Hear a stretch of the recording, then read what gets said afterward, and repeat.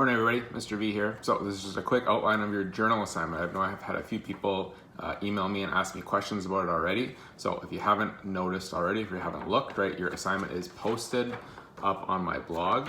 Right, so I'm just gonna go over some of the instructions that I know a few questions that people have had already.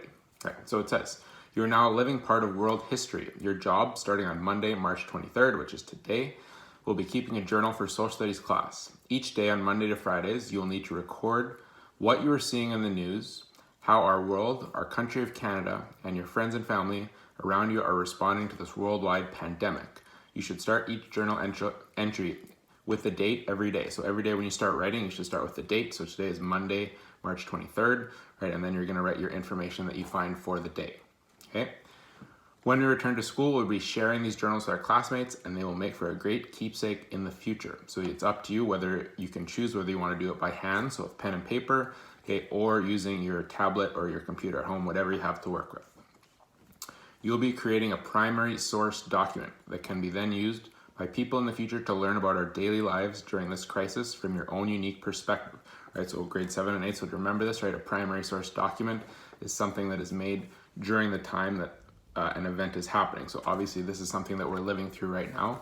So you're making a primary source document. So just some guiding questions that I've put on your instructions to help you.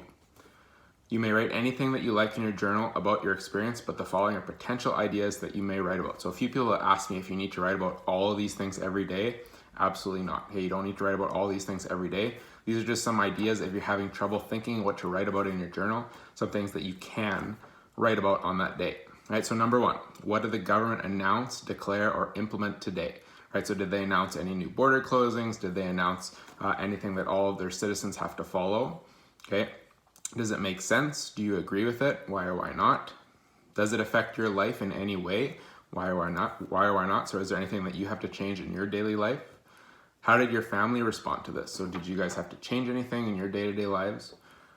Number two, what is open in your neighborhood and what is closed? So is there any new stores that had to close today? Number three, what does your neighborhood look like? Are there people walking around?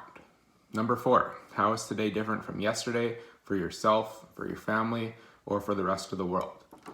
Number five, did you see any examples of racism or xenophobia in any of the events that happened today? So some of the grade 6s might need to look up what that word means, but the grade 7s and 8s should already know. Number six, did you see any examples today of anything that gave you hope, anxiety, or fear? So this can be something that you saw in person, right, in the news and social media. And number seven, what does your family need today that you may not have enough of or have no access to get in the future? Okay, and then just a little point that I put on the bottom are your instructions. You may choose to write as much or as little as you like each day. So a few people have asked me that. Is there a maximum or a minimum that you have to write? No, you should definitely write at least a couple sentences per day, right? But there's no maximum or minimum that you need to be writing.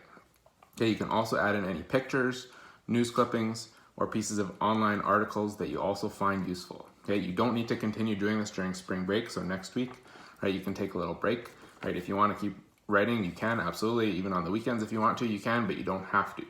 Okay, if you have any questions, right, you can send me an email, or if you want, you can leave a comment down below. Even if you want to just say hi, let me know how you're doing, and I'll try and get back to you as soon as I can. All right, stay safe, everybody.